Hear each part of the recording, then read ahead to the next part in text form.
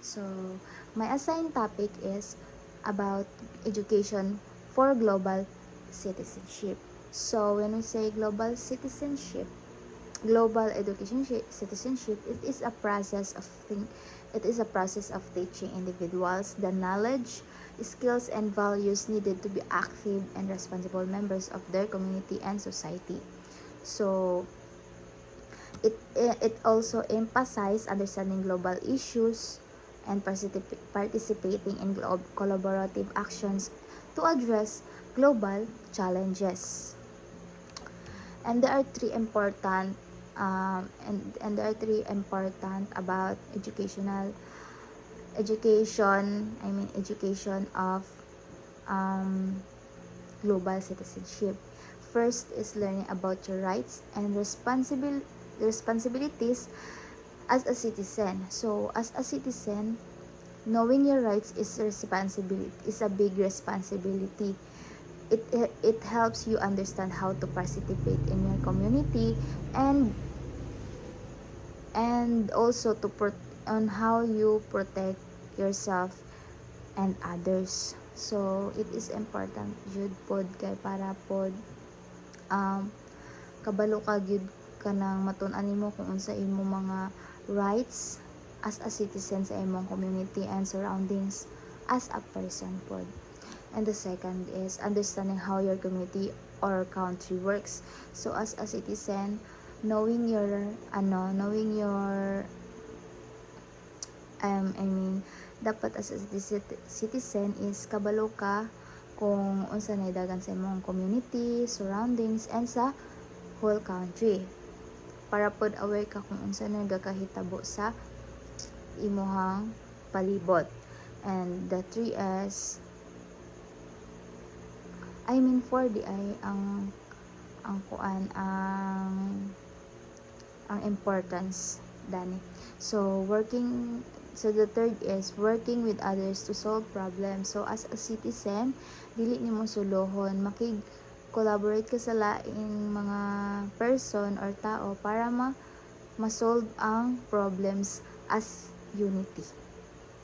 And the fourth is showing respect and honesty and fairness. So as a citizen, maghatag gyud ta og perme kanang respect and honesty and fairness. Dapat pantay, walay makiglabaw para mas maging hapsay ang dagan sa atong surroundings. And there are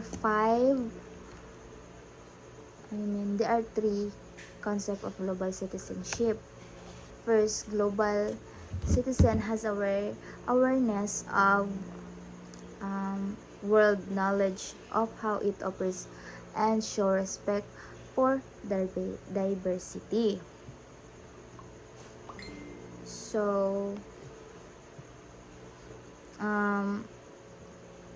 it means so global citizen understand how the world works and respect different cultures. So dili lang pod gyud ang imong culture ang gina-respect nimo, dapat pod ang lain-lain nga cultures be an equal as a citizen. So the second is to be an effective citizen of the world. One needs to be developed flexibility, creativity, and proactive skills to deal with global issues. So as a citizen, you need to be a flexible and creativity as a citizen, and also ready to solve problems. So dapat flexibility ta as a citizen na makabalo tag handle sa mga problems nga moabot sa atua. So the third is global citizenship is a choice and mindset based on an individual's awareness of their connection to the world. So global citizen is a way of thinking and acting based on knowing how connected you are to the world. So dapat yun, as a citizen, aware ka sa imong lihok, kung makapakuan ba siya sa kung sa connection sa world. So there are 5 Scuttle 2008 outline. First is choice and a mindset. It is a choice and mindset based on an individual's awareness of connectivity between their local world and the larger global world. So it means being able to understand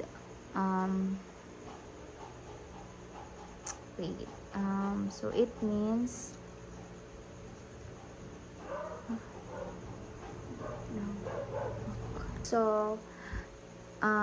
there are 5 Scuttle 2008 outlined. First is choice and mindset. It is a choice and a mindset based on an individual's awareness of connectivity between their local world and the larger global world. So it means being a global citizen, it's something you choose to be. It starts with knowing what you want to do in your own town can affect the world. So kung sa imong ginabuhat sa imong town is connected siya, pwede siya maka-affect or maka-good siya sa world. So sa second is self-awareness and responsibility. It requires self-awareness, awareness of others, and a sense of responsibility toward them. So it means knowing yourself, being aware of others is feeling like it's your job to help. So kung aware ka sa imong self, dapat mas aware pud ka sa lain para it is your responsibility kung unsa ang makuan sa ilang. So intercultural competence. It implies intercultural competence or cultural empathy, allowing an individual understand not only their own culture but also other cultural contexts. So it means being able to understand people from different culture. It's like putting yourself in someone's else shoes, even they come from a different background. So when we say intercultural competence, dili lang imuhang own culture ang pwede nimong tun-an. Pwede pud ka magkuan sa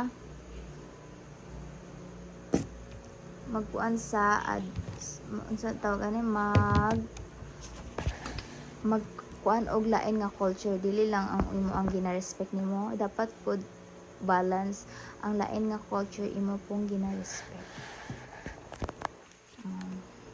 And the fourth is a choice and minds ethical decision making.